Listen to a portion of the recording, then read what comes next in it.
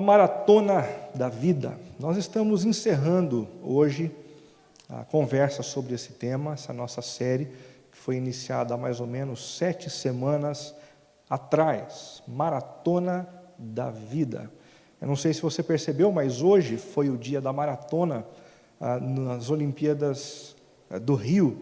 E o vencedor foi esse rapaz que aí está na foto, Eliud Kipchoge, do Quênia. Como não poderia deixar de ser, né? Nessas provas de velocidade, esse pessoal queniano, jamaicano, eles são imbatíveis, eles são muito fortes. O tempo dele foi 2 horas, 8 minutos e 44. Você ouviu o que eu acabei de dizer? 2 horas correndo, mais 8 minutos e 44. Eu não aguentaria os 8 minutos e os 44 segundos. Eu não consigo fazer isso. E o sujeito corre mais 2 horas só para humilhar. Muito legal, muito bacana. Mas legal mesmo foi perceber que a alegria no final da prova não ficou restrita apenas a esse queniano. Todo mundo que passava a linha de chegada, mesmo que lá pelos últimos lugares, chegava com um ar de contentamento incrível, maravilhoso. Alguns deles, tão emocionados, se ajoelharam, não sei se você chegou a assistir isso, e passaram a linha de chegada engatinhando. Isso mostra que na maratona não são vencedores apenas aqueles que chegam primeiro. Numa maratona são vencedores aqueles que simplesmente concluem a sua prova. Talvez seja por isso que a maratona tem sido usada como uma metáfora para a nossa própria vida. Na nossa vida, não é importante simplesmente a gente correr por aí como quem deseja chegar em primeiro lugar. O importante é a gente vencer o percurso todo. Nós somos, assim, especialistas na nossa cultura em começar bem, não é verdade? Nós começamos bem num trabalho novo, nós começamos bem uma amizade, nós começamos bem um relacionamento conjugal. O difícil é permanecer bem, é continuar se esforçando na mesma medida, com o mesmo entusiasmo, para que no final tudo dê certo. E a gente conclua com sucesso aquilo que a gente começou bem tempos atrás. Foi exatamente com esse intuito, o intuito de ver Jeremias, um profeta de Deus, vencendo a maratona da vida, é que o Senhor cruzou o caminho dele. E o Senhor cruzou o caminho de Jeremias no momento em que ele sofria bastante, algumas pressões, e ele estava a ponto de desistir. E o Senhor diz para ele: como é que é? Você vai desistir agora, nesse momento, ao som das primeiras palavras de oposição, depois dos primeiros ares de contrariação, de sofrimento e de dor? É assim? Se você correu com homens e eles o cansaram, como poderá competir com os cavalos? Jeremias, você não se dá conta disso agora, mas a verdadeira prova, os verdadeiros desafios, eles ainda estão por vir. A gente sempre acha que a prova mais difícil é aquela que a gente está enfrentando hoje. Nem sempre. Às vezes Deus permite algumas situações constrangedoras, difíceis, repletas de dor e de angústia, é para nos preparar para aquelas batalhas maiores que virão pela frente. E não tem jeito, se nós não somos preparados pelo Senhor agora, como poderemos enfrentar aquelas que virão? É o que o Senhor disse a Jeremias. Se você tropeça em terreno seguro, o que fará nos matagais junto ao Jordão? O que fará nos matagais junto ao Jordão? A mensagem de hoje tem como tema o ritmo da persistência. E se tem algo que um maratonista precisa, é persistência. Aqueles que correm bastante sabem que por volta do 30º quilômetro as energias acabam.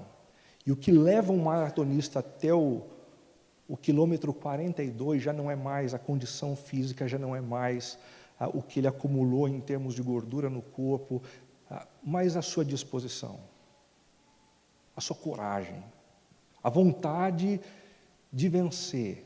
E então é tudo superação, tudo superação. Nós vamos conversar sobre isso, o ritmo da persistência e a sua importância em meio aos nossos desafios pessoais. Jeremias, o homem a quem Deus procurou para estimular essa vida persistente, poderia ter sido chamado de profeta de uma mensagem só. E que mensagem era essa? Arrependam-se e convertam-se de coração ao Senhor. Nós vimos nas últimas semanas que um rei chamado Josias havia se levantado e feito uma grande reforma. Ele tirou do templo aqueles profetas que não eram profetas do Senhor, ele tirou algumas práticas de sacrifício a deuses estranhos, ele tirou a prática de consulta aos mortos, coisas que o Senhor abominava segundo a sua palavra.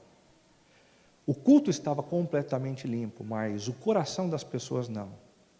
E somente Jeremias percebia isso. Deus se aproximou dele e disse: não se deixe levar pelas aparências.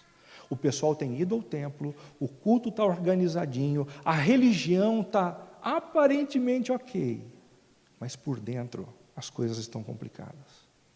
Eles não estão vivenciando aquilo a que eles ouvem, eles não estão nutrindo no coração um relacionamento verdadeiro comigo. Então, Jeremias foi comissionado por Deus para pregar duramente a respeito da necessidade de uma conversão genuína, de coração, que os levasse para além da religiosidade que eles estavam cultivando. E para que o povo sentisse o distanciamento que acabaram desenvolvendo de Deus, Jeremias fez uso de inúmeras metáforas e ilustrações. A ideia é mais ou menos a seguinte: ele tinha tanto entusiasmo por essa mensagem que, vez ou outra, ele usava um projetor multimídia, vez ou outra ele usava um flip chart, vez ou outra ele usava a manipulação de um objeto. Ele fazia de tudo. Se tivesse que dançar, sapatear, para contar o que ele queria dizer, ele fazia. E o problema dessas ilustrações é que às vezes elas são duras demais. Às vezes essas imagens criadas por um profeta funcionam como um verdadeiro soco na ponta do nosso queixo. Foi exatamente isso que Jeremias fez no capítulo 2, versículos 23 e 24. Dá uma olhadinha. Como você pode dizer que não está contaminada, Israel, e que não correu atrás dos Baalins, dos outros deuses, que são deuses diferentes e criados pela imaginação humana? Reveja o seu procedimento no vale e considere o que você tem feito. Você é como uma camela jovem e arisca,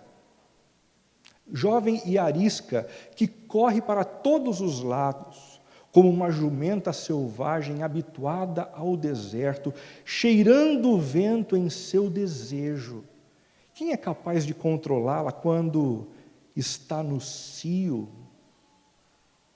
Os machos que a procuram não precisam se cansar, porque logo encontrarão a que está no mês do cio. Às vezes é um pouco difícil da gente entender as duras provocações, mas se a gente quisesse atualizar esse texto, ele ficaria mais ou menos assim: você, Israel, que se diz povo de Deus, é como um animal no cio que vive à procura de um outro que possa satisfazer os seus desejos e não se satisfaz em mim. Você é como aquele jovem ou aquela jovem que entra no final de semana cheirando oportunidades para se saciar, como se o sexo com pessoas que você não conhece, não tem relacionamento de aliança, de compromisso, pudesse fazer isso por você, e você se esquece e se afasta de mim. Uma outra forma de dizer isso: você é como um trabalhador compulsivo, que vive atrás do sucesso, trabalhando sem parar, 7 dias na semana, 12 horas por dia, simplesmente para obter sentido na vida, e você não aceita que esse sentido, que essa realização seja dada por mim, o Deus Criador dos céus, a você. Ou então, você é como um milionário que vive depositando a sua confiança no dinheiro e nos bens que tem, e não em mim. O curioso é perceber que o Senhor não se deixa impressionar pelas aparências. Não importa o simples fato da gente participar de uma comunidade como essa. Não importa o fato de nós ajustarmos a maneira de nós falarmos, usarmos a nossa língua, purificando a nossa comunicação de algumas palavras torpes, complicadas. Não basta que a gente trabalhe numa comunidade como essa, dedicando os nossos dons, derramando o nosso suor. Não importa se a gente está contribuindo financeiramente para que esse trabalho avance, se o nosso coração não foi completamente afetado pelo Senhor. Todas as coisas que eu acabei de citar fazem sentido, são importantes, são relevantes, mas quando fruto de uma vida afetada pelo Senhor, profundamente transformada por Deus e pela sua palavra. Com uma mensagem tão dura, foi inevitável que Jeremias desfrutasse de alguns reveses, alguns problemas. Esta mensagem rendeu a Jeremias alguns inimigos. E o mais famoso deles foi um homem chamado Passur, um homem extremamente arrogante e mau. O curioso é que esse homem era um sacerdote. Percebam, um colega de trabalho, um colega da religião, alguém que conhecia a palavra de Deus, mas estava tão envolvido pelos valores da sociedade, pelos princípios da sociedade, que ele acabou se fechando para o Senhor, armando uma armadilha para Jeremias. E ele então, quando conseguiu derrubar Jeremias, deu algumas pancadas e o arrastou para um toco de árvore, e amarrou Jeremias na frente do templo, para que todos pudessem zombar dele. Está aí no topo, amarrado, ferido, o homem que se diz profeta do Senhor. Mas os problemas de Jeremias não vinham apenas de fora, porque quando os problemas vêm apenas de fora, a gente pode até mesmo encontrar forças, né? A gente se fortalece, a gente se ajusta interiormente, mas o problema é que algumas perturbações internas, interiores, acabaram tomando conta do coração de Jeremias. O primeiro deles, o sentimento de rejeição, que é bastante normal na vida de quem não se sente admirado pelo que faz. Imagine só, um sujeito durante 40 anos, com uma mensagem, com uma ênfase, e ninguém, absolutamente ninguém, reconhece o que ele faz, absolutamente ninguém se rende ao Senhor. Quantas não foram as vezes que ele provou desse sentimento de rejeição? Não é exatamente isso que alguns de nós sentimos também, quando a gente não percebe a admiração de pessoas por perto. É muito complicado quando a gente, no meio de um trabalho, numa empresa, não percebe a admiração do patrão, dos colegas de trabalho. Parece que nada do que a gente faz impacta, contagia, satisfaz. Isso de alguma forma vai minando as nossas energias. Isso de alguma forma vai tirando a nossa vontade de seguir em frente, de fazer melhor e de fazer bonito. O segundo sentimento foi o sentimento de derrotismo, normal na vida de quem não vê os resultados do seu trabalho. Uma coisa é não ter admiração, outra é não ter mesmo os resultados. A gente vive numa sociedade altamente impactada por essa coisa do resultado, não é verdade? Quanto a gente produziu como fruto do nosso trabalho. E se alguém perguntasse para Jeremias, depois de 40 anos, quanto foi o resultado do sucesso do seu trabalho, a resposta dele certamente seria constrangedora. A resposta seria: ninguém, nenhum. Ninguém durante 40 anos ouviu a minha mensagem. Qualquer um de nós, diante de problemas assim, temos nos sentido derrotados também. É trabalho, trabalho, trabalho, e a gente nunca alcança a meta nas vendas. É trabalho, trabalho, trabalho, e a gente nunca consegue ver alguma coisa crescendo e sendo consolidada através do nosso trabalho. Isso não é difícil, isso não é complicado.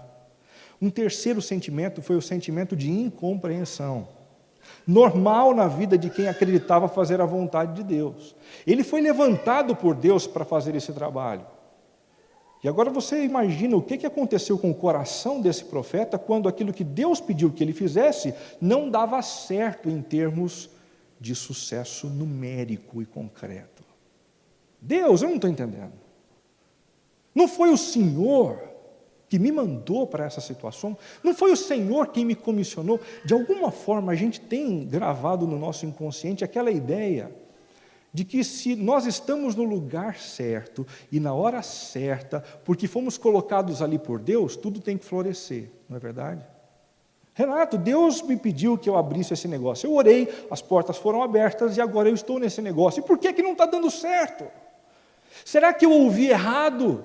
Será que não era esse o momento? Será que não era essa hora? Como se o sucesso numérico e quantitativo fosse o único critério de avaliação daquilo que a gente faz. Pode ser para a gente, numa cultura consumista como a nossa, mas não é para o Senhor. O Senhor media no coração de Jeremias algo muito mais profundo. Ele media a fidelidade. Ele media a fidelidade. Existem momentos da vida da gente que a gente precisa continuar, gente. Não é para ver resultados concretos, numéricos, palpáveis, mas é simplesmente para dizer: Deus, pelo Senhor eu não desisto. Pelo Senhor eu não vou me prostrar. Pelo Senhor eu vou me manter no ritmo correto, sem abrir mão do pulso. E não são os resultados ausentes que vão diminuir um palmo do meu entusiasmo e do meu trabalho. Por último, o sentimento de desânimo. Normal na vida de quem sofre por um longo período de tempo. Essa coisa de sofrer longos períodos de tempo são verdadeiros desastres, né? Aqueles sofrimentos que vêm e atropelam a gente de um dia para o outro, ou duram uma semana, no máximo um mês, a gente, de certa forma, se sente tranquilo para enfrentá-los. Alguns de nós já tivemos problemas no passado, a gente tem musculatura para isso. Mas fica difícil. E fica difícil demais quando esses problemas começam a durar anos. E alguns de nós aqui sofremos há anos com algumas realidades. Eu lembro muito bem do tempo em que eu trabalhava em Campinas, na Chácara Primavera, e um dos amigos pastores tinha na família alguém com Alzheimer. E eu tinha muita dificuldade de perguntar, viu, como é que está seu sogro? Né? Porque essa era uma pergunta que arrebentava o coração deles. Quem tem uma pessoa com Alzheimer dentro de casa sabe o que é a luta. Não é algo que você resolve com uma palavra de oração, não é algo que você resolve com um pouco de entusiasmo, é todo dia, no mesmo ritmo, na mesma intensidade, e você precisa se reinventar o tempo inteiro para não desistir, continuar firme, perseverante, porque senão alguém morre. Sentimento de desânimo. Você tem se sentido assim diante do sofrimento que vem se arrastando na sua vida também? Mas a opção feita por Jeremias em meio a essas pressões foi a de desistir, foi a de abrir mão, foi a de mudar para uma outra oportunidade, uma outra atividade profissional. A resposta para isso nós encontramos em Jeremias capítulo 25.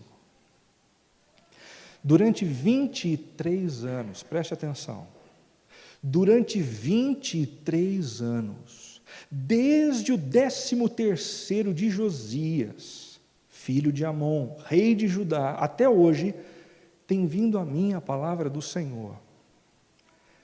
E começando de madrugada, eu vou-la tenho anunciado, mas vós não escutastes. Existe algo nesse texto que fala a respeito de 23 anos de luta contra o desânimo, contra os problemas, contra a vontade de desistir, que me marca, que me impacta bastante. Essa expressão, começando de madrugada. Mesmo em meio às pressões da vida, mesmo em meio ao sofrimento que o levava, humanamente falando, ao desejo de parar, de jogar tudo para cima, esse homem continuava levantando todas as madrugadas, antes do sol raiar, todos os dias, antes do sol raiar, para fazer uma coisa apenas: buscar a voz do Senhor, ser nutrido por essa voz, para poder continuar trabalhando ao longo do seu dia. A palavra por trás dessa expressão é hasken. Essa palavra aparece 11 vezes no texto de Jeremias e aponta para um padrão de comportamento.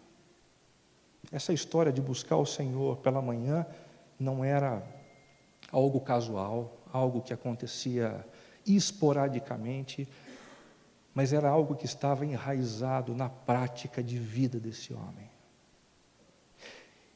E eu sou capaz de arriscar que é exatamente essa prática, de busca constante por Deus, de leitura da palavra, de inclinação para perceber primeiro o que o Senhor tem a dizer, para então depois planejar o dia e seguir ao trabalho, é que manteve o coração de Jeremias intacto, aplacando aquele desejo de abortar, de desistir e de se esparramar pelo chão.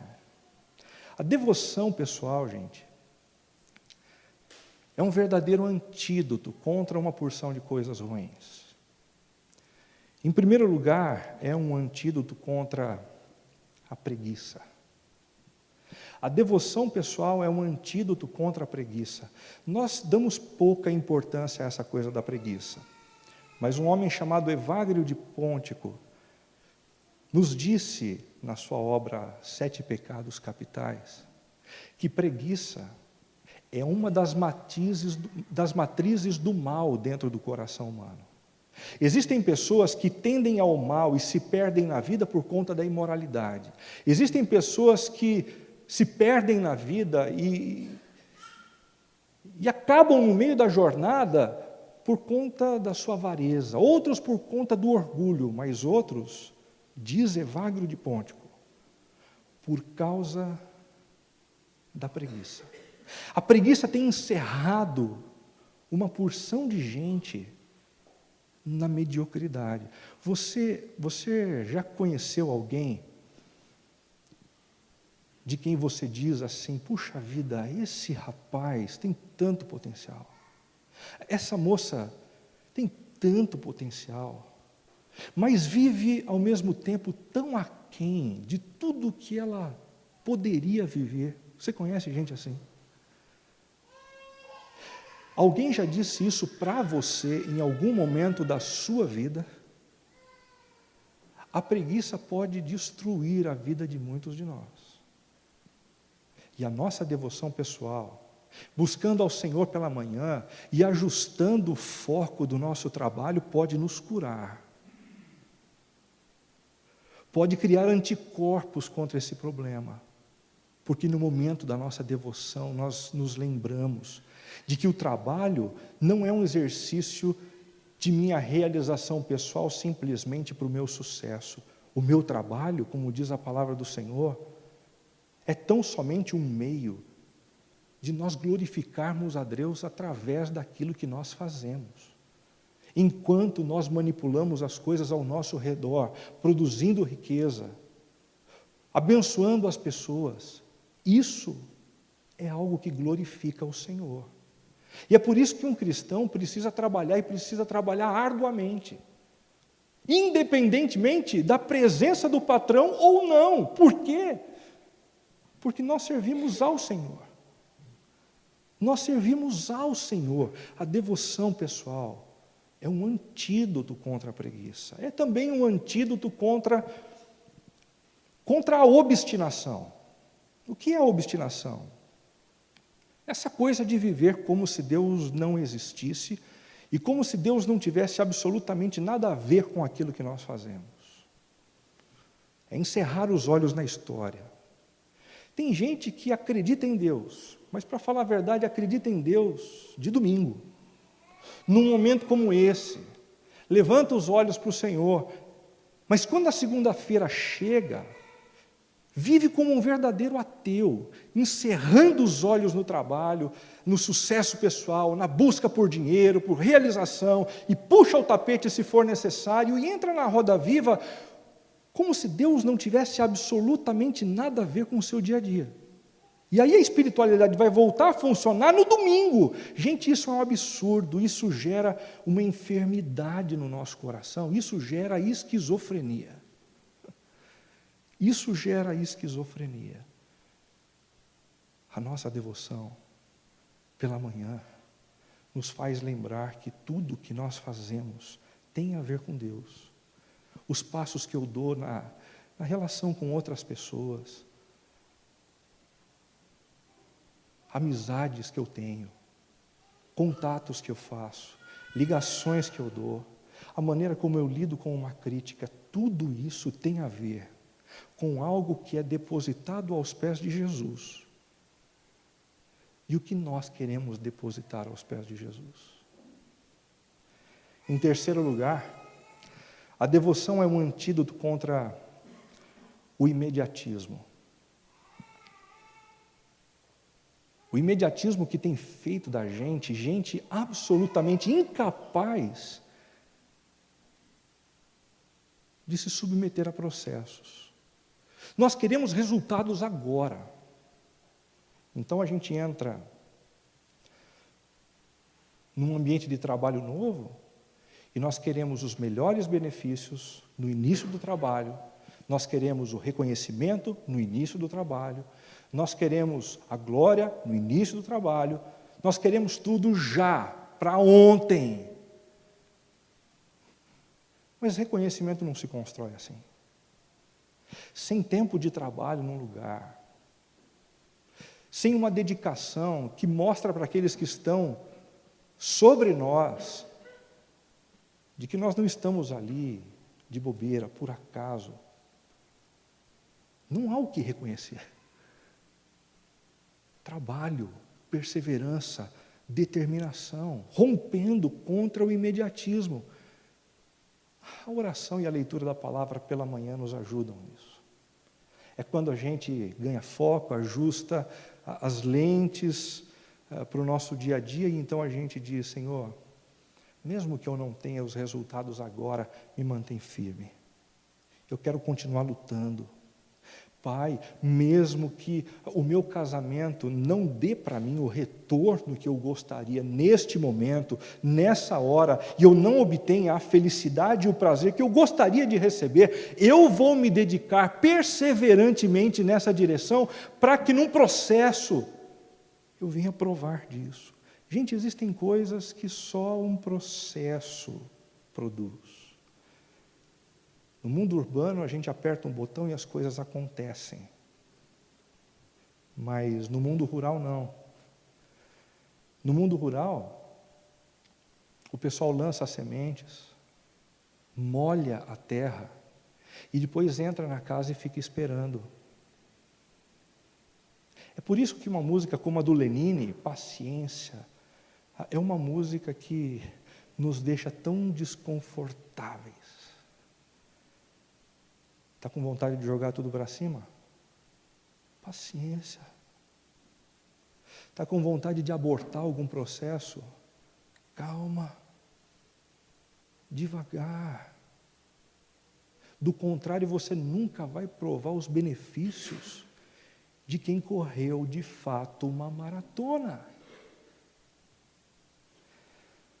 No jornal Corrida, edição de número 33, nós temos uma palavra muito significativa sobre essa expressão que vem ganhando assim, bastante espaço na nossa cultura, que é a palavra resiliência. Dá uma olhadinha que interessante. Uma característica importante que faz grande diferença no desempenho em momentos críticos, como uma prova ou competição, é a resiliência, definida como o processo de boa adaptação em face de adversidades, traumas, tragédias, ameaças ou motivos significativos de estresse, pela Associação Americana de Psicologia. Uma pessoa resiliente pode até dobrar, mas não quebra. Quando confrontada com situações adversas que exijam controles das próprias emoções. O que é uma pessoa resiliente? É uma pessoa que, em meio às pressões, até dobra, mas não quebra. Quem é que nunca foi submetido a uma pressão como essa? Quem é que nunca se sentiu envergando de tanta pressão? O que é que faz com que a gente não quebre? Os momentos que a gente gasta com Deus. E nós não estamos falando aqui de uma vida religiosa mais regular. Nós estamos falando de uma vida que começa com o raio de luz da palavra no nosso coração, antes do raio de luz do sol aquecendo o nosso próprio rosto. Joel Anderson, autor de inúmeros livros e séries de TV norte-americana, certa vez perguntaram a ele como havia conseguido escrever tantos livros. Ele respondeu que, na realidade, não escrevia um livro. Tudo o que fazia era escrever uma página por dia. Assim, ao final do ano, ele tinha um livro de 365 páginas. A gente precisa avaliar a maneira como nós enxergamos os desafios. Você topa escrever um livro o ano que vem? 365 páginas. Mas quando a gente pensa em uma página por dia, a coisa fica mais simples. O que é que você deseja realizar nos próximos 20 anos? Para que você possa realizar isso nos próximos 20 anos, o que é que você precisa fazer hoje? Quais são os passos? E é exatamente nesses passos diários é que você vai precisar manter o pulso. E é sobre essas práticas diárias que as pressões vão incidir para que você então abandone, abra a mão e jogue tudo para cima. Perseverança. Perseverança. Beethoven, compositor alemão do século XVIII e do século XIX. Ele compôs 16 quartetos de cordas porque nunca estava satisfeito com o que havia composto antes. Dá para acreditar? Ele compõe o primeiro, qualquer outro músico olharia para aquela obra e diria: meu Deus, que coisa divina! Ele olhava e dizia: ainda algo pode ser feito de melhor, ainda pode ser feito algo de melhor. A perfeição era a sua meta, a perfeição. Assim, ele voltava às suas composições repetidas vezes. Esse princípio de fazer as coisas com excelência e perseverantemente excelentes foi algo que eu percebi numa igreja que eu visitei nos Estados Unidos, a Kensington Church. Esse grupo da Kensington já esteve aqui com a gente, com o pastor Steve Andrews, algum tempo atrás. Eles têm esse princípio dentro da igreja deles. E o que é que esse princípio os levava a fazer? Tudo que alguém tinha que fazer dentro da equipe, ele procurava fazer aquilo e um pouco mais. Deixa eu dar um exemplo.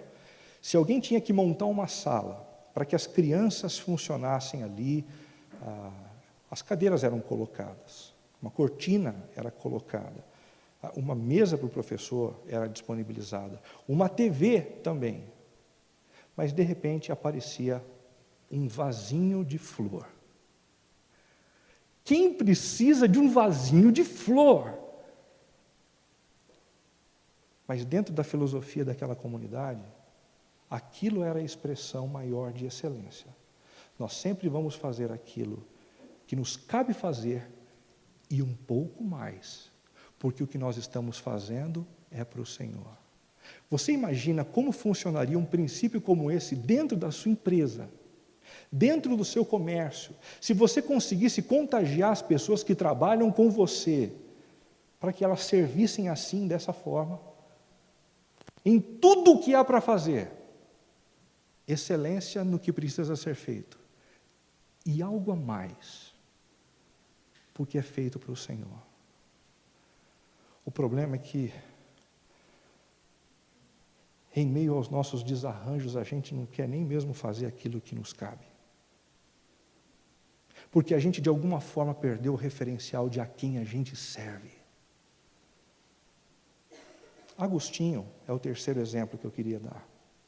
Um dos principais teólogos da história da igreja, que viveu no século IV depois de Cristo. Ele escreveu 15 comentários sobre o livro de Gênesis. Ele começou pelo princípio, porém jamais se contentou com o que realizara. Gente, você imagina só, o livro de Gênesis na Bíblia, que alguns de vocês já leram, ele escreve um comentário, e no final do comentário ele diz, não é suficiente, eu ainda posso extrair mais daqui.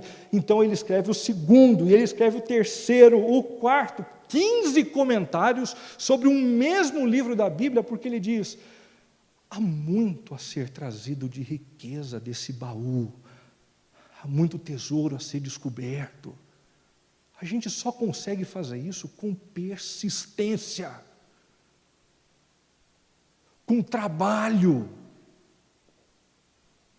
com um engajamento que de fato nos arranque da preguiça, nos arranque da obstinação e nos coloque prostrados, como quem trabalha o tempo todo de joelhos perante o altar do Senhor. Do Senhor. Mas com quem Jeremias aprendeu a ser tão persistente assim? A resposta a essa pergunta nós encontramos em Lamentações de Jeremias, capítulo 3, de 22 a 23. Ele diz assim, graças ao grande amor do Senhor é que não somos consumidos, pois as suas misericórdias são inesgotáveis. Renovam-se a cada manhã. Grande é a tua fidelidade. Com quem Jeremias aprendeu persistência? Com quem Jeremias aprendeu perseverança? Com o Senhor. Com quem você tem andado? Com quem você tem andado? Por trás de uma pessoa consumida pela preguiça, há sempre um ou dois amigos com a mesma raiz do mal. Por trás de alguém que desiste o tempo todo e que aborta todos os processos quando o prazer falta, há sempre uma ou duas pessoas por perto que fazem o mesmo. Comece a andar com o Senhor. Comece a andar com aquele que é perseverante o tempo todo, com aquele que não se deixa levar pelos sentimentos fúteis, porque ele entende a nossa vida como uma jornada. E ele está certo que o melhor será produzido em nós num processo que vai levar muito tempo, mas no final vai dar certo. 3 revelações inequívocas sobre Deus com base nesses versículos. A primeira delas, Deus não se cansa de nos amar. As suas misericórdias são inesgotáveis. Deus é perseverante.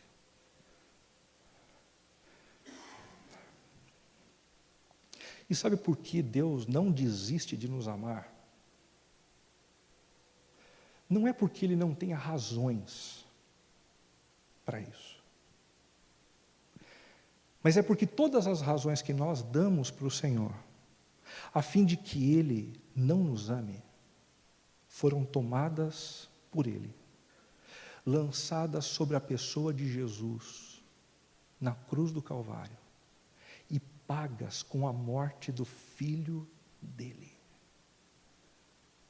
Ele não nos ama e é misericordioso conosco porque a gente não dá motivo, mas porque os motivos que a gente dá foram pagos na cruz. É por isso que nós precisamos nos render a Jesus. É por isso que nós precisamos do perdão de Jesus. É por isso que ao lado de Jesus nós aprendemos a viver uma vida mais perseverante, como Ele que caminhou perseverante até a cruz, e não desistiu quando as pessoas se aproximavam e lançavam insultos sobre Ele, se aproximavam e cuspiam na sua face, se aproximavam da sua cruz e diziam: se você é quem você disse ser, desce daí. Perseverante, perseverante, perseverante, até o fim. Deus não nega os recursos que precisamos.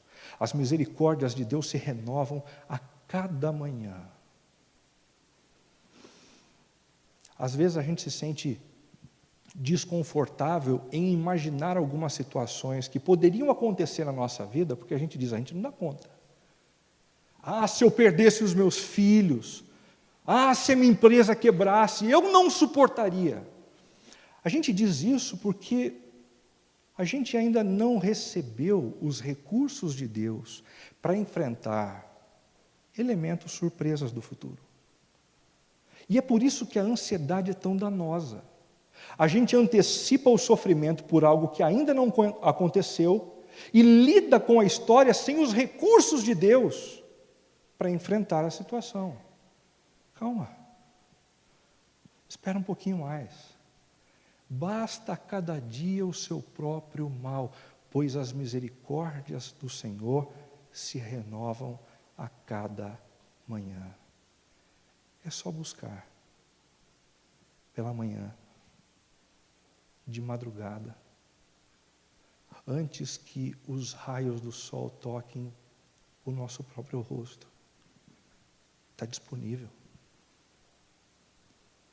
Deus não brinca com a gente e fica escondendo esses recursos, eles estão lá. E se a gente tem padecido, não é porque Deus não os deu, mas é porque nós não temos buscado isso no lugar certo. Por último, Deus não nos abandona quando mais precisamos dele. Grande é a tua fidelidade. Grande é a tua fidelidade. Concluindo, gente, nos últimos anos, você tem se deixado vencer pela preguiça, pela inconstância, ou pela falta de persistência? Isso tem acontecido com você. Pessoas ao seu redor têm dito isso para você. Por mais que isso seja duro de reconhecer, há sinais, há sintomas. Cuidado. Cuidado, porque isto pode te encerrar na mediocridade. O medíocre não é um incapaz. O medíocre é o capaz que não voa.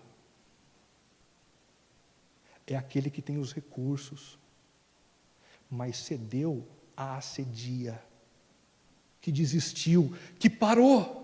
Cuidado! Cuidado também, porque isso pode constituir um padrão destruidor na sua vida. Preguiça, inconstância e falta de persistência arruinam amizades, arruinam casamentos, arruinam profissões que vão bem em determinadas empresas, mas que vez ou outra a gente pensa em jogar tudo para cima, simplesmente para ter um estímulo, simplesmente para ver algo se mexendo aqui dentro. Você quer ver alguma coisa mexer aqui dentro? Procure o Senhor, que faz o teu coração vibrar de novo. Realize-se primeiro nele, para depois decidir onde trabalhar, livre das pressões de um coração vazio. Cuidado, isso pode influenciar negativamente os seus filhos. Perceba, pessoas com preguiça, inconstância e falta de persistência, inevitavelmente deixam esse legado para os seus filhos. Mais do que isso, essas disposições crescem neles e eles se sentem incapazes de se reformular. Nos últimos tempos, você tem enfrentado pressões que têm te incentivado a abortar, desistir ou mudar, abortar da relação, desistir da amizade, mudar de emprego, o tempo todo, o tempo todo, o tempo todo. Lembre-se, decidir impulsivamente pode custar caro. Um dos segredos para a gente poder se manter perseverante é: espera um pouquinho mais. Conversa com mais alguém. Ora mais um pouquinho. Deixa a poeira abaixar. Não toma a decisão no calor dos problemas, porque isso vai custar caro para você. Lembre-se, pressões não constituem negativas de Deus. Ah, Renata, começou a dar errado, está vendo? Eu preciso separar mesmo. Ah, está vendo? Não dá o lucro que eu queria, eu vou chutar tudo para cima agora. Deus não quer. Para de trabalhar com essa lógica de que se dá certo é porque Deus quer. Se não dá certo como eu quero, não é de Deus. Jeremias ficou 40 anos pregando uma mesma mensagem. E ele estava no centro da vontade de Deus. No centro. Lembre-se, Deus deseja ser adorado em suas atitudes. Talvez a atitude de adoração não seja abortar, mas perseverar. Talvez não seja desistir, mas se manter firme. Talvez não seja mudar, mas fazer um voto de estabilidade. Estabilidade. Por último, gente, diante das lições aprendidas a partir desta reflexão sobre a vida de Jeremias, você deseja crescer em persistência? Busque. Mas antes de qualquer coisa, busque arrepender-se da inconstância do seu coração. Através do arrependimento da nossa preguiça, da nossa inconstância, da nossa variação e anseio desmedido pelo prazer, algo que nos impede de uma vida diferente. Nós precisamos nos esvaziar disso. Nós precisamos nos arrepender diante de Deus, porque o arrependimento cria espaço em nós, para que então Deus haja de maneira eficaz nos transformando. Busque cultivar cuidadosamente sua devoção pessoal. Não basta saber que os recursos estão disponíveis. Não basta saber que Deus tem misericórdia e não nos nega a misericórdia nunca. É preciso ir até lá. E é preciso buscar esses recursos. Encerrando, busque inspirar-se no persistente amor de Deus por você. Assim como Ele é fiel e persistente em cuidar da gente, nós devemos ser fiéis e persistentes no que Ele nos pediu para fazer. Vamos fechar os nossos olhos. Tenha um tempo para conversar com Deus sobre algo que de repente tocou o teu coração e que precisa ser trabalhado numa conversa direta com o Senhor da sua vida.